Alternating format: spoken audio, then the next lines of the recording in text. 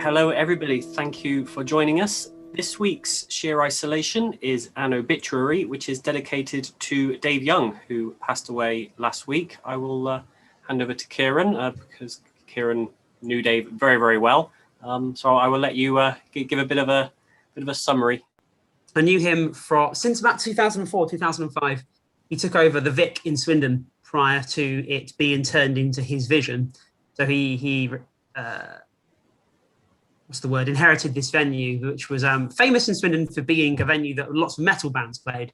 But I think we described it actually in the interview you're about to hear.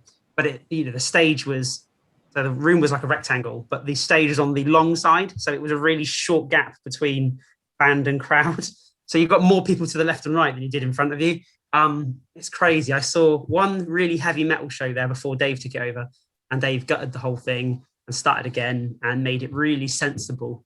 And the venue just kept, came on leaps and bounds. At the time, Level 3 or the Furnace was the number one venue in Swindon. And after Dave took over the Vic, that became the number one venue in Swindon.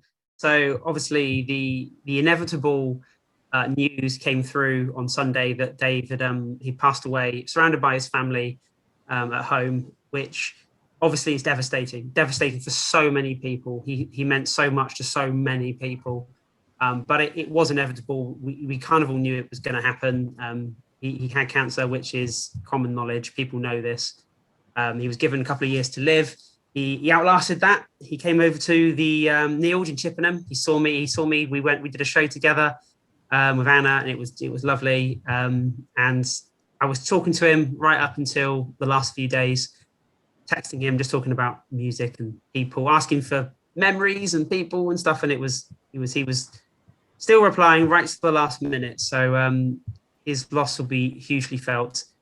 Everybody has got a Dave Young story, whether he was chucking you out of the venue or the show, or he was mixing your sound or whatever. We've all got a Dave Young story. To me, he was a mentor.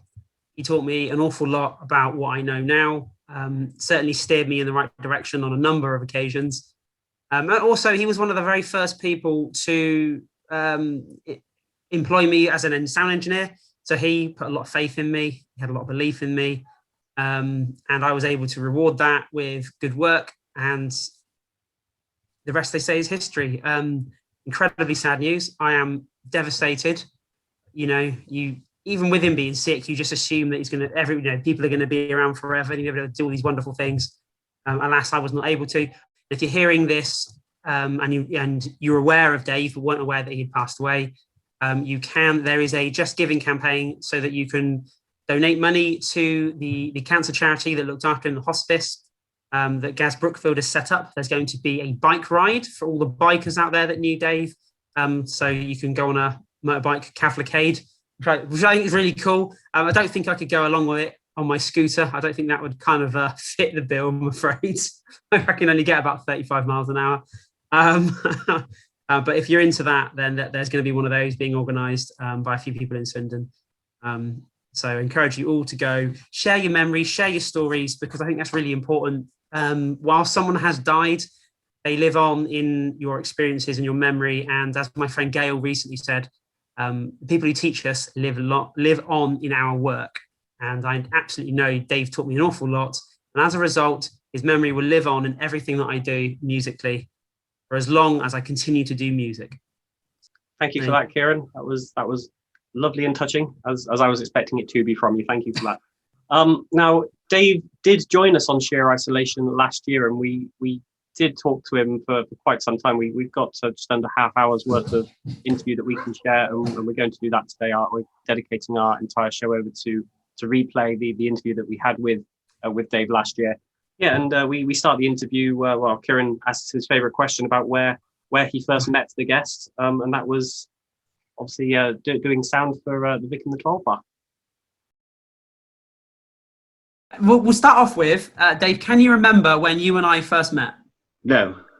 You were that important in my life, Kieran, that I can't remember. I remember a lot of stuff about you, but I don't remember when we first met. When was it? Well, do you remember that? Well, it was as a band from Devisers came and played the Vic, and so I came along with them, and they were called Death Next Door, and it was when the Vic was orientated the other way. Sideways, yeah. Sideways. With the big, tall speakers that when you walked in the door, you were deafened. Actually, Yes. that's when it had a garden shed as the sound room. So you literally go in to the mixing desk, adjust it, run out, because you couldn't see through the window because people stood in front of it. So you'd have to run out the shed, listen to what it sounds like, then run back into the shed, adjust the sound, and then carry on. Bizarre. And also, the shed was there's probably about 2 or 3 people deep from the mixing desk and the singer in the band. Correct. Yeah, it wasn't far at all. Yeah. That was good fun those days, though. I think the capacity then was 70. Legal 70? capacity. 70, yeah, sideways. And just by changing it around, it increased to 200. You know what? Every gig I went into that basement had more than 70 people in it. Oh God, yeah.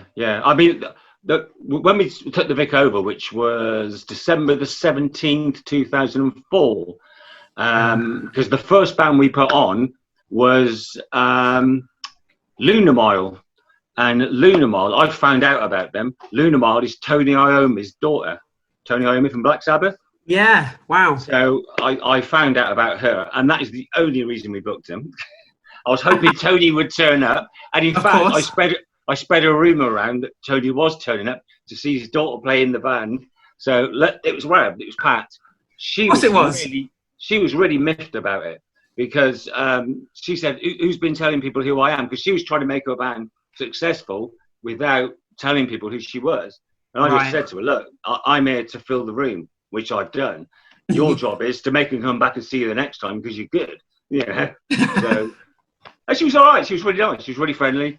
I was downstairs with the band, and she was upstairs on the sofa watching EastEnders with Nana, I think, most of the time. So, yeah, it was good. But that was the first band, and then I put my own band to play in there. I think it was Boxing Day or the day after, and it was just awful. It was the heat in there. The walls were running. It was rammed, but there was water running off the walls. And I said to Anna, "We've got to put air conditioning down here."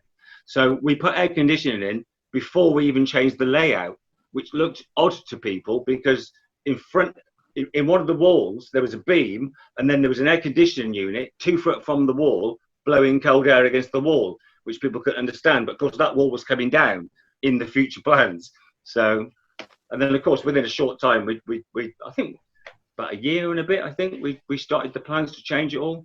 And because you converted it, didn't you? You converted the orientation to the way. Yeah, we changed it around. Yeah, put a proper stage in there. It was a nice little side room, and eventually we put a staircase leading to the flat roof and up into a dressing room up above there with a shower.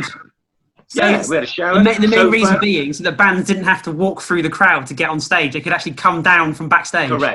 Correct. Apart from the ones that were scared. Apart from the ones that were scared to go up and down, there's a really narrow. They were the sort of steps which were crossed. They were lethal, to be honest. Some bands didn't. Every time they got wet, you ran a risk of killing yourself. It wasn't good. Well, we even put a gangway up there, and we put like a roof structure so bands wouldn't get soaking wet if it was raining.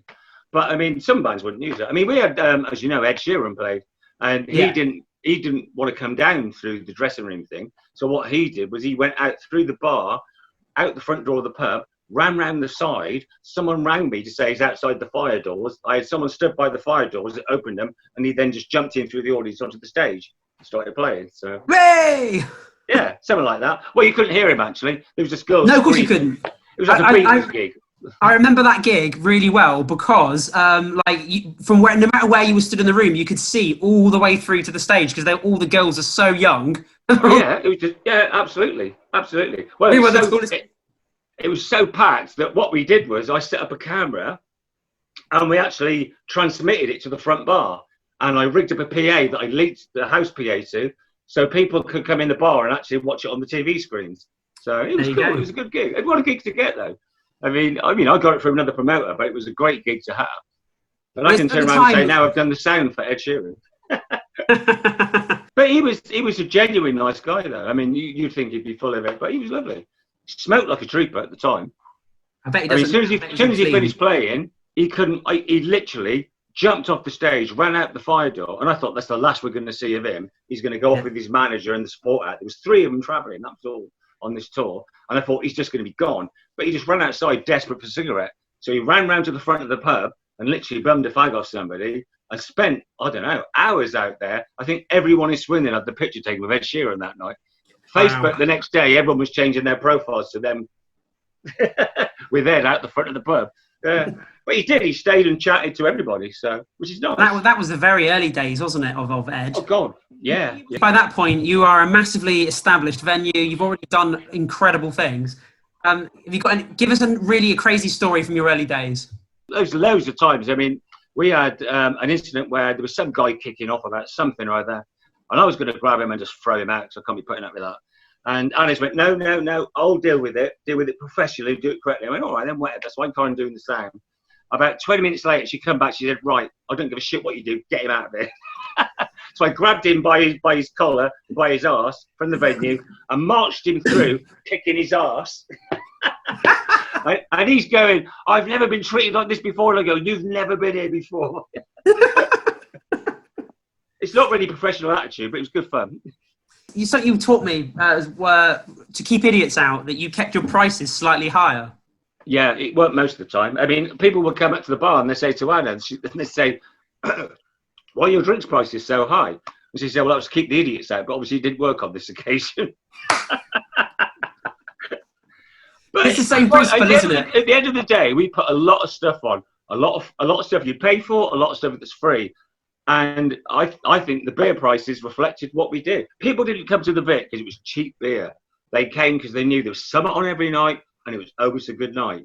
And that's it, isn't it? If you've got a bunch of people desperate to get drunk cheaply as possible, that's not people you want in your venue to enjoy. We're in the wrong place. Go to Wetherspoons. You know, that's what it's exactly. Go there. You know, if you came in there, you were expected to, behave, have a laugh.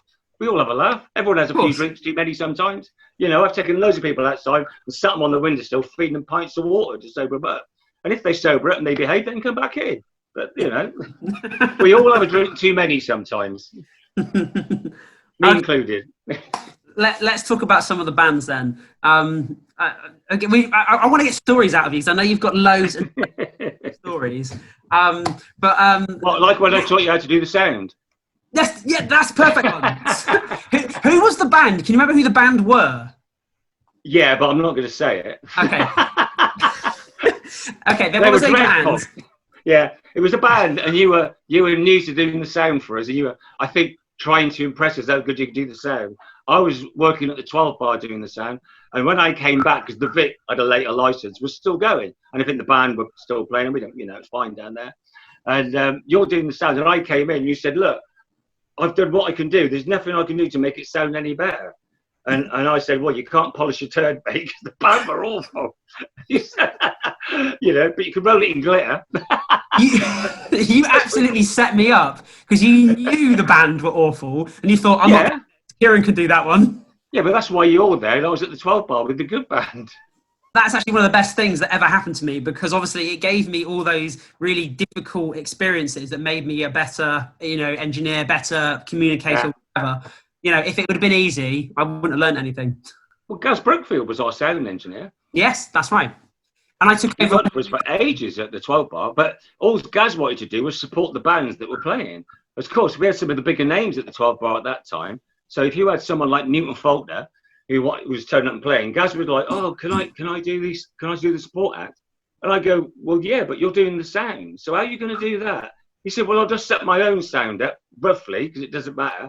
Then I'll do the support. Then I'll run off and do his whatever, carry on. So, but that's why Gaz learned loads from doing that and watching these acts and seeing how they work professionally. And you look how much Gaz has come on now. Oh, Gaz is sensational. Massively. Hence the hat. Yeah. And with that Newton Faulkner gig as well, there was a really good tip, I think, on that night where the crowd were being really loud. So we turned them down to shut them all up. Yeah. I mean, to be fair, it was their sound engineer, well, their manager, or his manager. I mean, he came over and people were talking and being loud, and he said, "Turn the volume down." I said, "Oh no, turn it down." And the more we turned it down, the more people had to be quiet to hear what he was playing. And people around the people that were noisy were telling them to shut up. and it worked really well. Apart from that was the first night of the smoking ban. It was the very first night, and Anna was going around collecting all the ashtrays up to get rid of them and chuck them away. And while it was really quiet and a lovely little moment, she dropped every single one of them all over the floor, which was brilliant. Everyone turned around and glared at her. But once the audience glaring at the venue, that doesn't happen very often, does it? Yeah, well, I was quite good at dealing with people. We had, what was that band, Anna, that you fell out with the management? Oh, there you go. They were lovely. Their manager, what a twat. I think he thought he was still 13 or something. He had his jeans hanging down off his arse.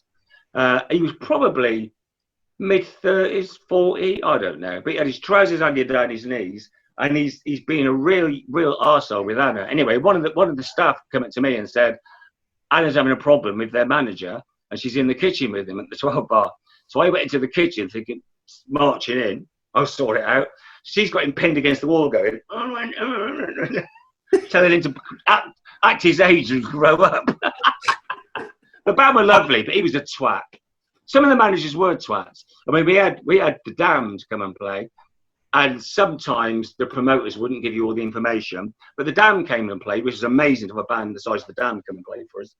And just before they're about to go on, literally, I don't know, 40 minutes, their tour manager came up and said, you do know you can't have any glass in the venue while the band's playing.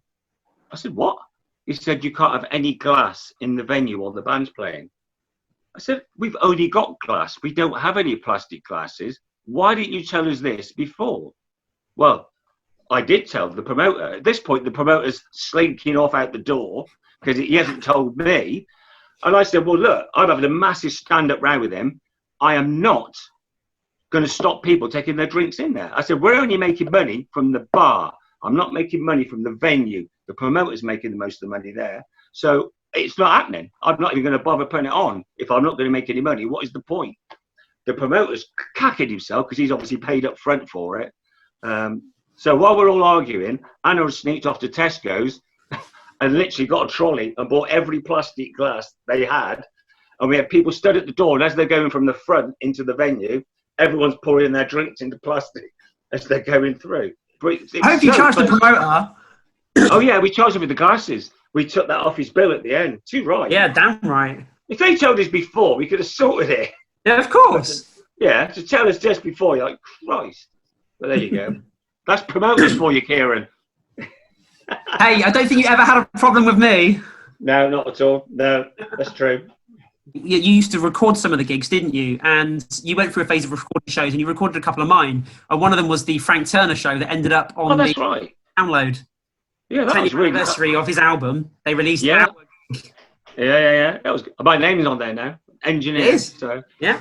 Yeah, I used to record a lot of bands, and then they'd have I'd record a couple of tracks and then mix it down, and then they would go to the local BBC local music shows and then play their stuff live at the Vic, blah blah blah, and do all that, which is it's a lot of work because when you're mixing down and doing stuff.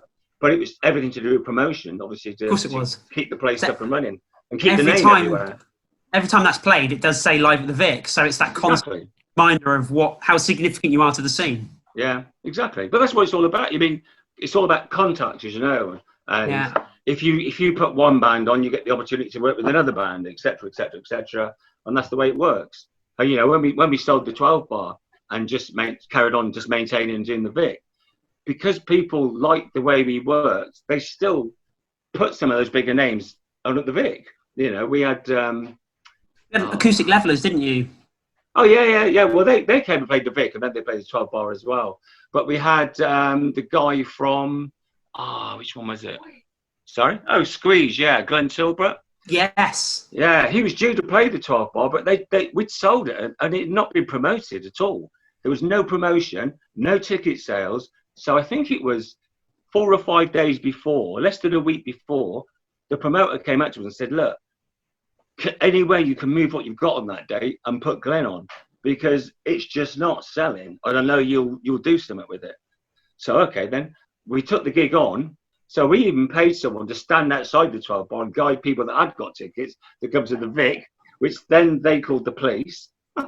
So, but anyway, we literally filled the place, you know, in less than that time. And what I did a bit of research, and what the people didn't know at the 12 bar, and what I didn't know at the time because it wasn't advertised, was it was Glenn turning up with a full band doing a special extra, a squeeze, if you like.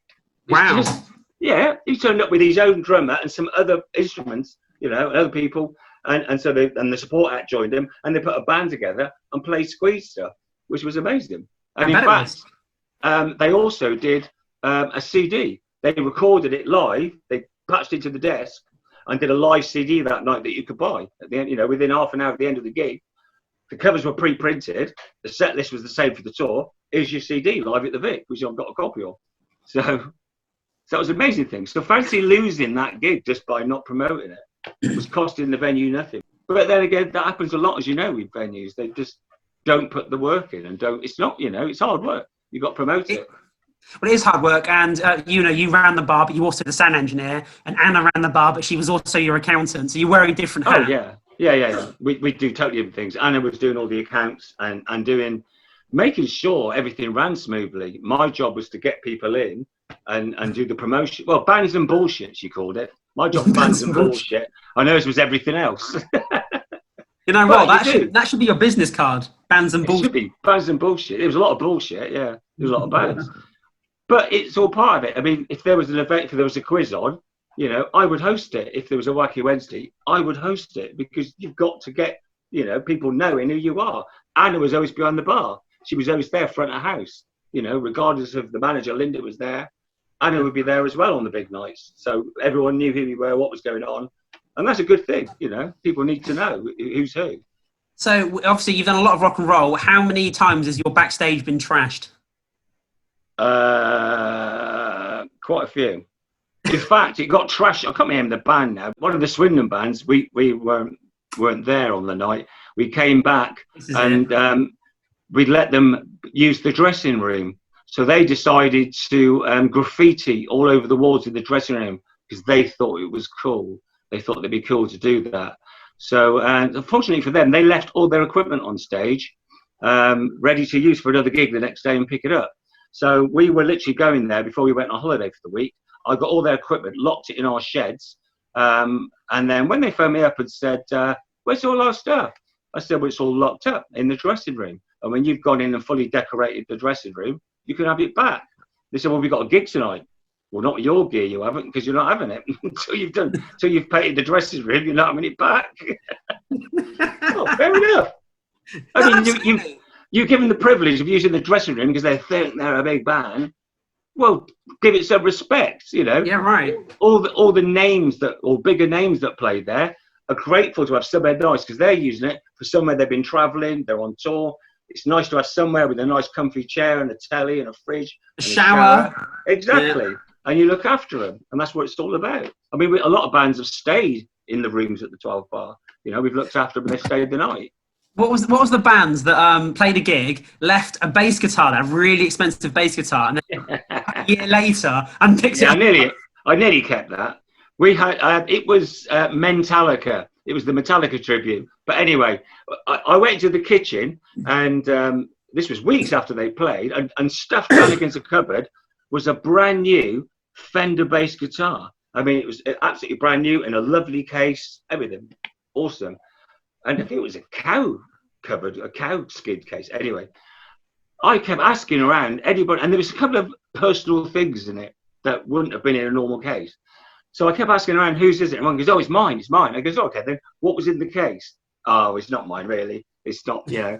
And then over a year later, we put them on. I think it was back at the 12 bar, and the bass player came over and he goes, it's a bit of a long shot, he said, but I didn't leave a bass guitar here last time I played it, did I? I said, what sort of guitar was it? And he told me, what was in the case?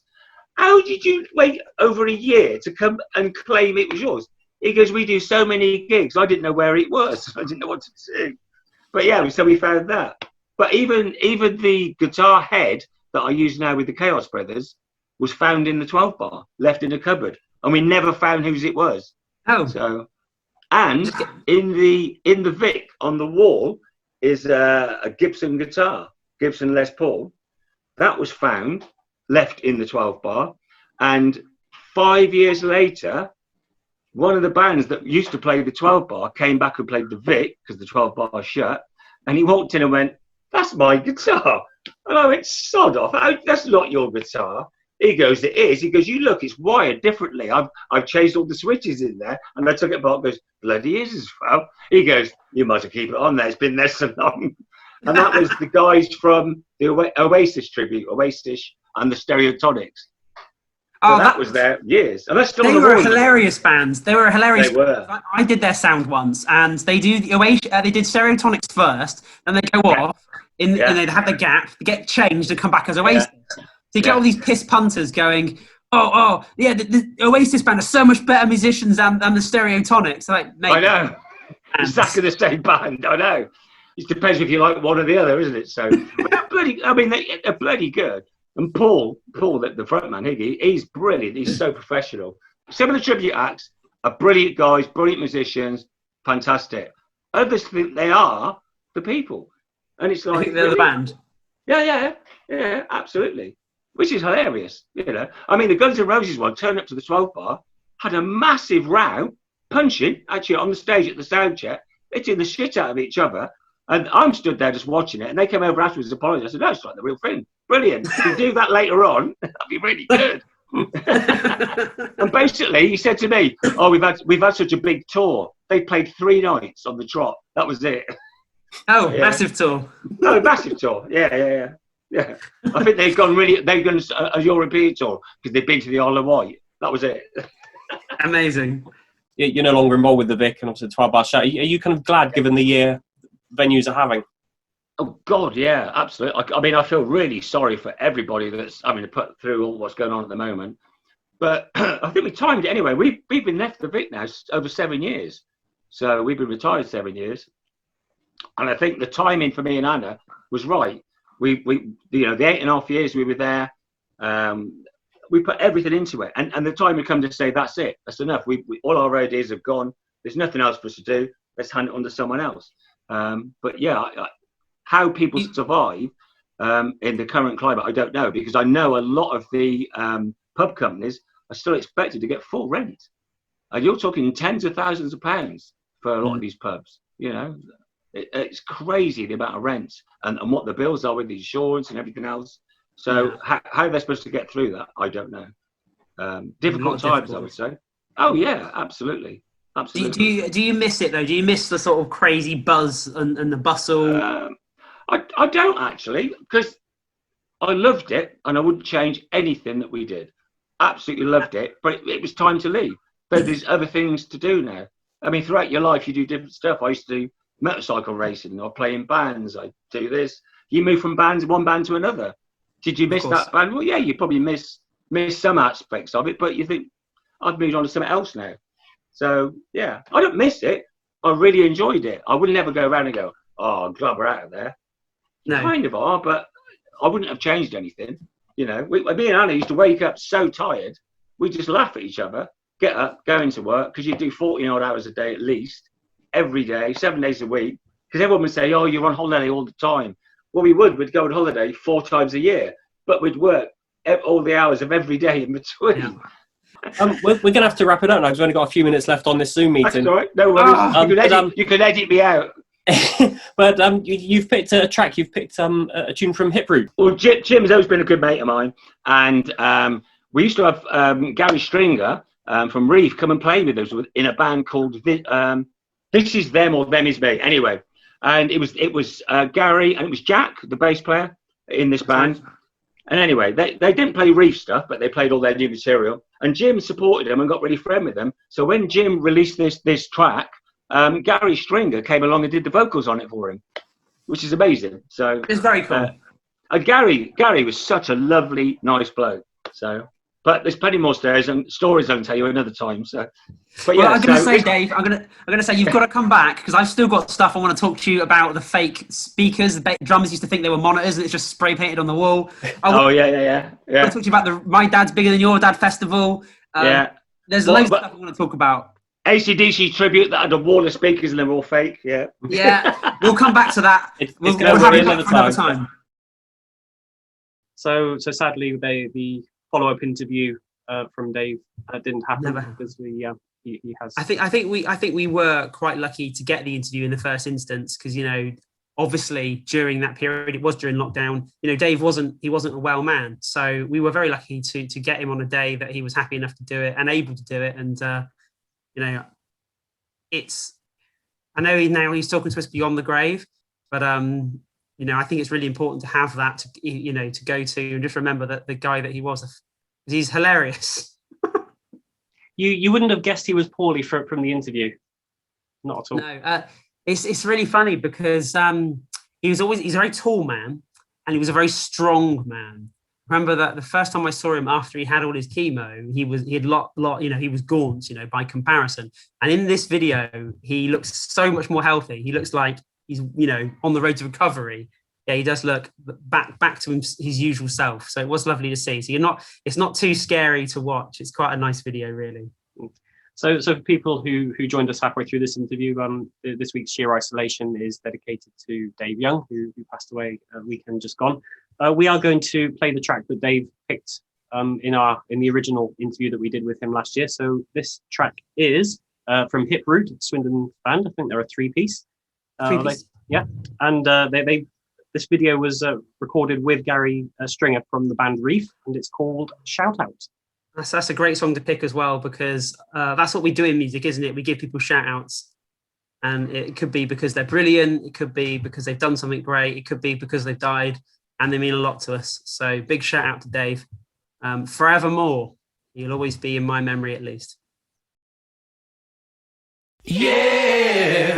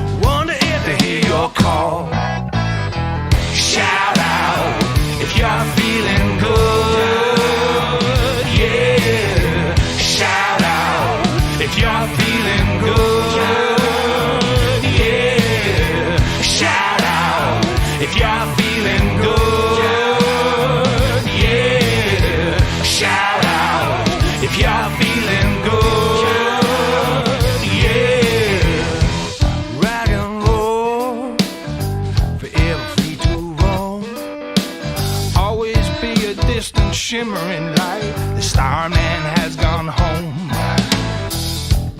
Are these few? There may be no more, but still bring a smile when you come knocking on my door. Shout out if you're feeling good, yeah. Shout out if you're feeling good. If you're feeling good, yeah. Shout out if you're feeling good, yeah.